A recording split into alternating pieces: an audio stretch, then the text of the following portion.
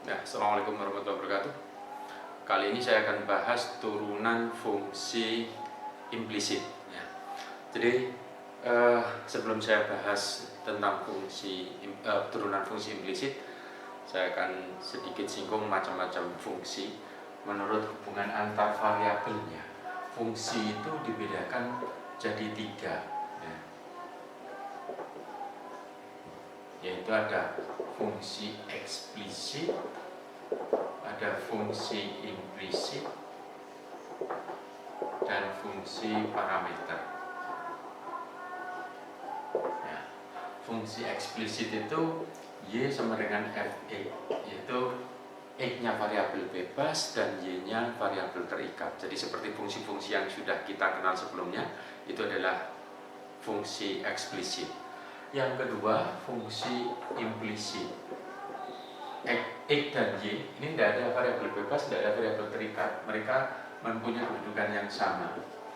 Kemudian ada fungsi parameter.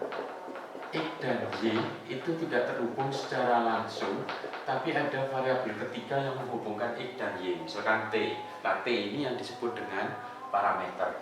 Coba contoh yang sederhana. Kalau saya punya misalkan Y sama dengan akar 9 min X kuadrat, maka kalau ini saya ubah, saya kuadratkan, itu jadi 9 min X kuadrat, maka X kuadrat plus Y kuadrat sama dengan 9. Ya, ini adalah bentuk implisit, yang ini bentuk eksplisit. Contoh lagi misalkan, kalau saya punya X sama dengan 3 cos T, Y sama dengan 3 sin T. Ini adalah bentuk parameter. Jadi X dinyatakan fungsi T, Y-nya fungsi T. Kalau ini saya ubah, X kuadrat sama dengan 9 cos kuadrat T, Y kuadrat sama dengan 9 sin kuadrat T. Kalau saya jumlahkan, X kuadrat plus Y kuadrat sama dengan 9. Jadi ini bentuk parameter, ini menjadi implisit. Jadi suatu fungsi bentuk parameter bisa diubah jadi implisit, bisa diubah jadi eksplisit. Nah, gimana cara mencari turunannya? Coba, kalau yang Y sama dengan X 9 akar 9 min X kuadrat atau 9 min X kuadrat pangkat setengah, itu kalau kita turunkan, ya, kalau Y sama dengan 9 min X kuadrat pangkat setengah, turunannya adalah setengah kali 9 min X kuadrat pangkat min setengah, setengah kurang 1 kali min 2X, maka ini menjadi min X per 9 min X kuadrat pangkat setengah, atau bisa ditulis jadi min X per Y, karena 9 min X kuadrat pangkat setengahnya sama dengan Y. Nah, kalau kita punya dalam bentuk implisit, X kuadrat plus Y kuadrat sama dengan 9, langsung kita turunkan kedua ruasnya, ya, DDX kuadrat ditambah DDX dari Y kuadrat sama dengan DDX dari 9. Jadi di sini kita gunakan operator DDX. Jadi kalau biasanya kita nulis DYDX, ya, jadi kalau misalkan saya punya Y-nya sama dengan X kuadrat DYDX, nah Y ini bisa ditulis jadi DDX kuadrat ini. Jadi DDX dari X kuadrat artinya turunan dari X kuadrat, yaitu nanti sama dengan 2X, ya, sehingga hasilnya ini menjadi 2X. Nah, gimana kalau Y kuadrat? Kalau kita punya suatu P sama dengan Y kuadrat, kita kalau mau mencari DPDX, kita nggak bisa karena P-nya fungsi Y. Nah, berarti kita mencarinya DPDY kali DYDX. Nah, DPDY itu turunannya P diturunkan ke Y, ya, turunannya 2Y, DYDX sama dengan Y aksen. Berarti kalau kita menurunkan Y, itu kita kalikan dengan Y aksen, 2Y, Y aksen, 9 turunannya 0, ini bisa dibagi 2, berarti Y aksen sama dengan min X, berarti Y aksennya sama dengan min X per Y, ya. Jadi ini turunan dari bentuk implisitnya tadi. Jadi langsung kedua ruas diturunkan. Ya, yang ini hasilnya sama kalau kita bandingkan. Ya. Coba contoh kedua. Sekarang misalkan sedikit lebih kompleks. Misalkan saya punya X pangkat 3 plus 6XY min Y kuadrat sama dengan 1 misalkan. Kalau kita cari turunan pertama, kita cari Y aksennya, maka kita cari DDX dari X pangkat 3, DDX dari 6XY min DDX dari Y kuadrat, DDX dari 1. Jadi di sini ada X pangkat 3, kalau turunkan ke X turunannya 3X kuadrat plus ini ada bentuk perkalian 6X kali Y atau bentuk U kali V, maka di sini turunannya adalah U aksen V plus UV aksen. 6X turunannya 6 kalikan V, V-nya itu Y plus 6X kali Y turunannya 1 kali Y aksen atau jadi Y aksen, Y kuadrat turunannya 2Y Y aksen, ini sama dengan 0. Nah, kemudian yang ada Y aksennya kita pisahkan, 6X min 2Y kali Y aksen sama dengan yang ini pindah ke kanan jadi min 3Y kuadrat min 6Y. Berarti Y aksennya jadi min 3Y kuadrat min 6Y dibagi 6X min 2Y. Kalau pembilang dan penyebut kita kalikan min 1, ini jadi plus 3Y kuadrat plus 6Y, yang bawah jadi 2Y min 6X. Itu turunannya. Contoh lain, misalkan dalam bentuk eksponen, misalkan E pangkat X plus 2Y sama dengan ln 3X min 5 misalkan. Kalau kita turunkan, DDX dari E pangkat X plus 2Y sama dengan DDX dari ln 3X min 5. Kalau kita turunkan, E pangkat U turunannya U aksen kali E pangkat U kan gitu ya.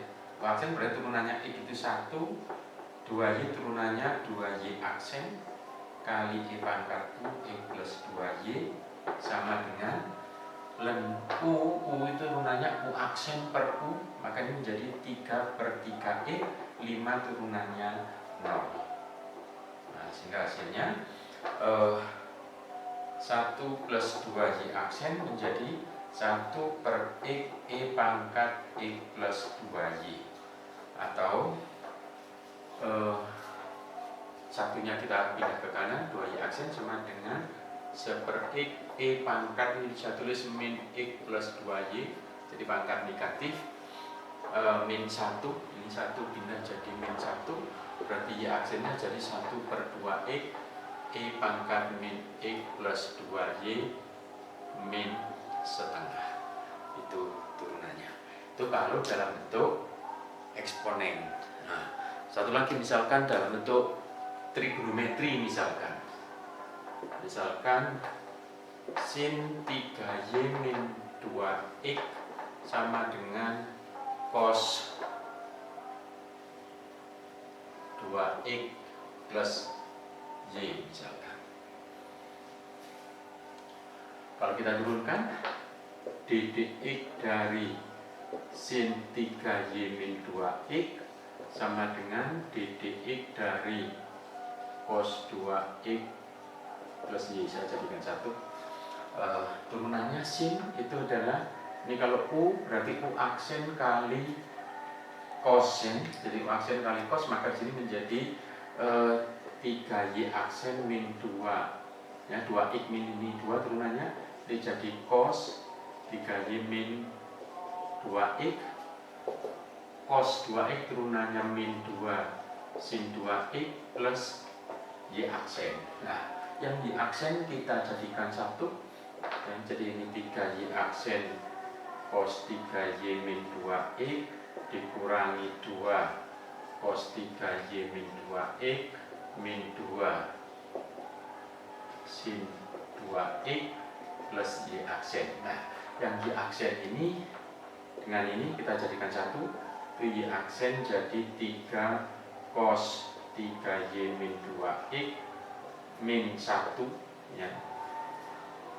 Yang dipindah ke kanan jadi plus 2 cos 3Y min 2X min 2 sin 2X. Nah, berarti Y aksennya sama dengan 2 cos 3Y min 2X min 2 sin 2X dibagi 3 cos 3Y min 2X min 1. Itu turunannya. Jadi bentuk implisit di sini bisa bentuk aljabar, bisa bentuk eksponen, logaritma, bisa bentuk trigonometri, atau bahkan bisa bentuk fungsi hiperbolik. Selanjutnya saya akan bahas turunan fungsi siklometri.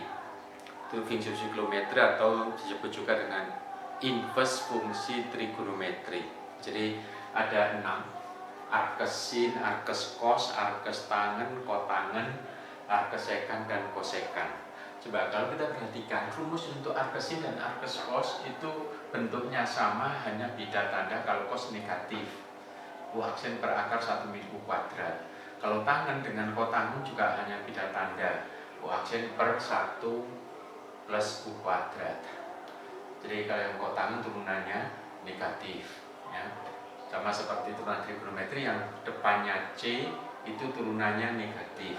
Jadi yang sekan dengan kosekan juga sama, ini U aksen, ini jadi min U aksen, pernya sama, U akar U kuadrat min 1. Jadi rumus-rumus ini asalnya diperoleh dari fungsi implisit. Jadi misalkan saya ambil contoh yang rumus 1 aja. Misalkan Y sama dengan arkes sin U, berarti kan di sini U-nya sama dengan sin Y. Berarti kalau saya cari ddx dari U sama dengan ddx dari sin Y. Jadi U-nya itu fungsi X ya, dari dalam X. Berarti ini turunannya adalah U aksen atau di UDX ya. Sedangkan sin turunannya adalah cos Y, tapi dikalikan dengan turunannya Y, yaitu Y aksen. Berarti Y aksennya sama dengan U aksen per cos Y. Nah, di sini kalau kita cari sin Y-nya U, coba kalau kita buat misalkan ada segitiga siku-siku, ini sudutnya Y, yang depannya U, sisi miringnya 1, berarti di sini 1 min U kuadrat. Ya, berarti kalau kita cari cos Y itu sama dengan sisi yang dilalui sudut bagi sisi miring, yaitu akar 1 min U kuadrat dibagi 1, sehingga di sini menjadi U aksen per akar 1 min U kuadrat, sehingga kita peroleh rumus yang pertama tadi. Nah, yang kedua, ketiga caranya mendapatkan rumusnya sama.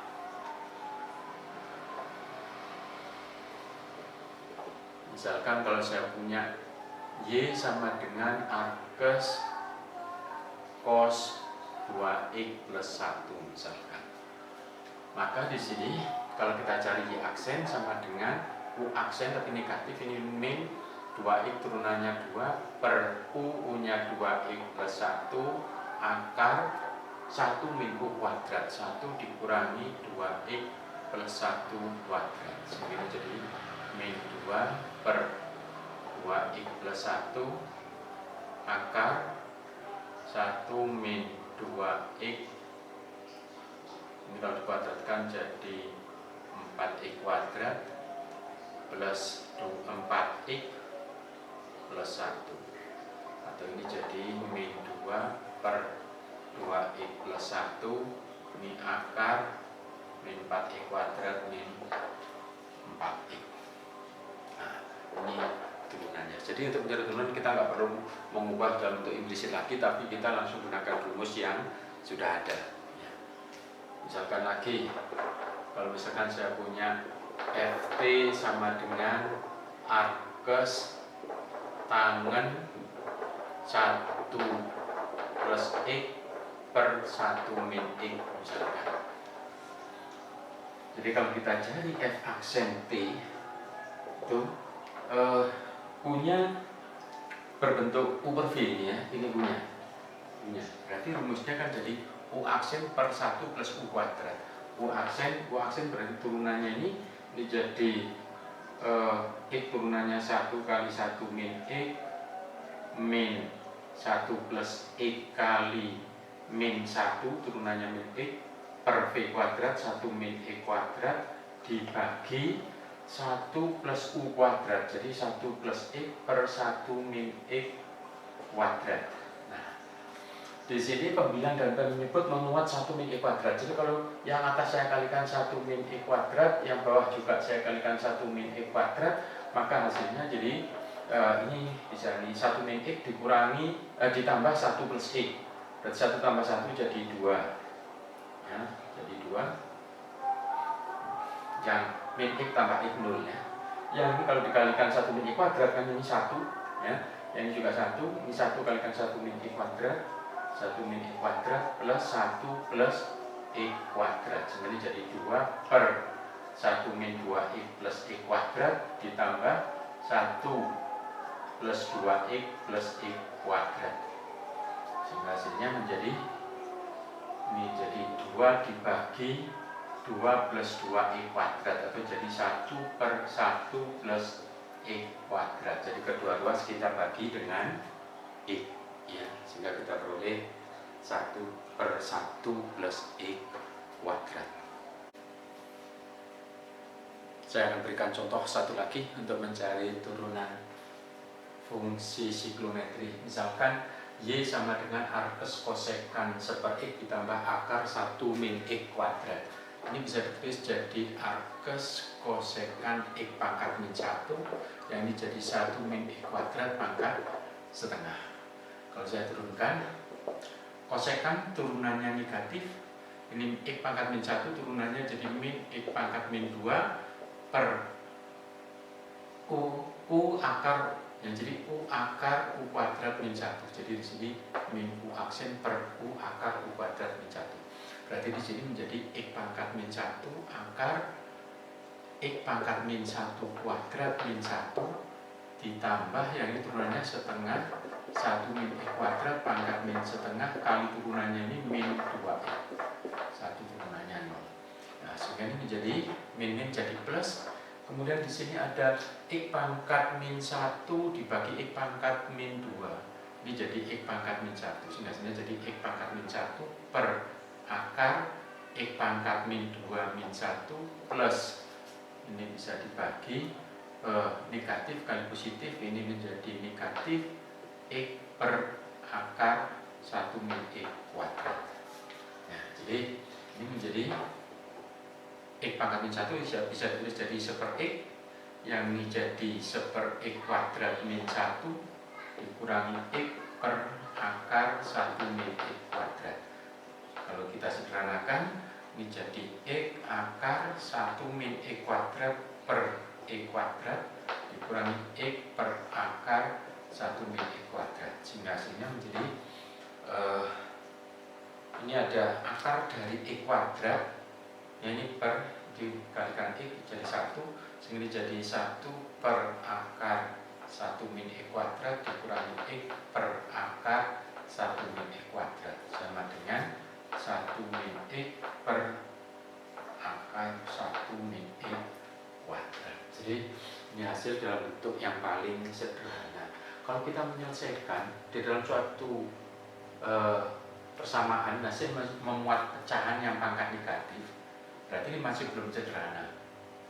Jadi atau mungkin dalam pecahan masih ada pecahan seperti ini. Jadi dalam pecahan masih ada pecahan, berarti masih belum sederhana. Dikatakan sederhana kalau hanya dalam pecahan itu hanya memuat satu pembilang dan satu penyebut yang tidak ada pecahan lagi, ya. Jadi atau tidak ada pangkat negatif lagi, ya. Jadi kalau misalkan saya punya 2 pangkat X min 1 per X pangkat min 2 plus X misalkan, maka ini belum sederhana, ini masih ada pangkat negatif. Jadi nanti misalkan dikalikan X pangkat 2 per X pangkat 2, maka ini jadi 2X per 1 plus X pangkat 3, baru ini dikatakan sederhana, ya. Sekarang kita akan bahas turunan fungsi parameter. Pada saat kita bahas turunan fungsi implisit, saya sudah singgung turunan fungsi parameter, ya. Jadi sekarang saya berikan contoh turunan fungsi parameter. Jadi misalkan kalau saya punya X sama dengan 3 cos T, ya, seperti contoh yang sebelumnya 3 sin T misalkan. jadi mirip yang di turunan fungsi implisit. Maka ini kalau saya cari turunannya, ini bisanya dicari turunan adalah dx dt. Ya, ini bisa dicari dy dt, karena y-nya fungsi t, x-nya fungsi t. Dx dt turunannya menjadi min 3 sin t, yang ini menjadi 3 cos t. Nah, kalau kita mencari dy de itu menjadi dy dt dikalikan dengan dt de. Nah, dy dt ini sama dengan 3 cos t. Nah, dt dx berarti kebalikannya ini, yaitu menjadi 1 per min 3 sin t. Maka ini menjadi ini 3 bagi 3, ini min, cos dibagi sin, jadi kotangen t. Jadi ini adalah dy de. Nah, pada sebelumnya ini kan bisa diubah jadi y sama dengan akar 9 min e kuadrat, yang mana turunannya y aksennya itu dulu min e per y. Ini sebenarnya bisa kita ubah di situ. Jadi kalau ini saya tulis, ini kan tadi sama dengan 3 cos t dibagi min 3 sin t. Nah, 3 cos t ini kan sama dengan e. Ini minus ya. Sedangkan 3 sin t itu sama dengan y. Jadi min e per y. Jadi kalau ini ingin kita jadikan dalam bentuk y. Kalau mencari turunan kedua gimana? Kita tahu bahwa d2y dx kuadrat itu sama dengan ddx dari dy dx, atau turunan dari turunan pertama, dy dx yang diturunkan ke e lagi. Maka ini menjadi, atau ini bisa ditulis jadi dy aksen dt kali dt dx. Jadi y aksennya ini adalah dy dx ya. Jadi sama seperti di sini, kalau kita mencari dy dx, dy dt kali dt dx. Tapi y-nya di sini diganti dengan y aksen. Jadi dy aksen dx ya, turunan kedua tadi kan dy aksen dx. Berarti sama dengan dy aksen dt kali dt dx. Lah dy aksen dt apa? Berarti y aksen diturunkan ke t. Jadi kalau ini misalkan kotangen saya turunkan ke t, turunannya adalah min kosekan kuadrat ya. Kosekan kuadrat t dikalikan dt dx nya sama dengan yang ini tadi ya, 1 per 3 ya, 1 per min 3 sin t, sehingga hasilnya menjadi min ya, jadi 1 per 3. Lah sin itu sebenarnya kan sama dengan kosekan ya, kosekan t, berarti ini sama dengan 1/3 kosekan pangkat 3 ya. Jadi itu kalau kita cari turunan kedua. Contoh satu lagi, misalkan x sama dengan e pangkat t plus 1, sedangkan y e pangkat min t min 1 misalkan. Kalau kita cari dx dt di sini, dx dt sama dengan e pangkat t, 1 turunannya 0. dy dt sama dengan min e pangkat min t. Berarti kalau kita cari dy dx sama dengan dy dt kali dt dx. Dy dt nya sama dengan min e pangkat min t, dt dx nya 1 per e pangkat t ya, kebalikannya ini. Maka ini menjadi min e pangkat min 2t.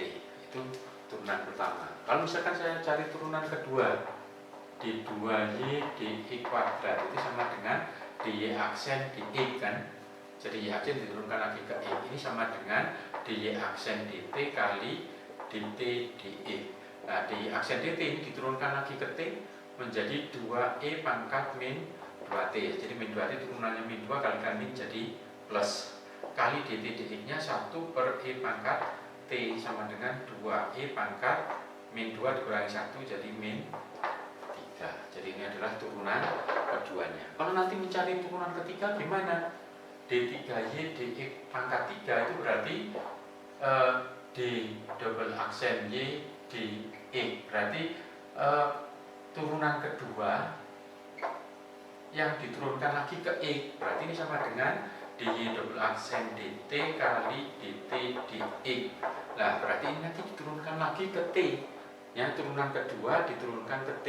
Berarti nanti sama dengan min 6 E pangkat min 3T kali 1 per E pangkat T menjadi min 6 E pangkat min 4T. Ya, dan seterusnya. Jadi di sini setiap kita menurunkan selalu dikalikan dengan DTDE. Nanti kalau mencari turunan keempat, berarti turunan ketiga diturunkan ke T dikalikan dengan DTDE.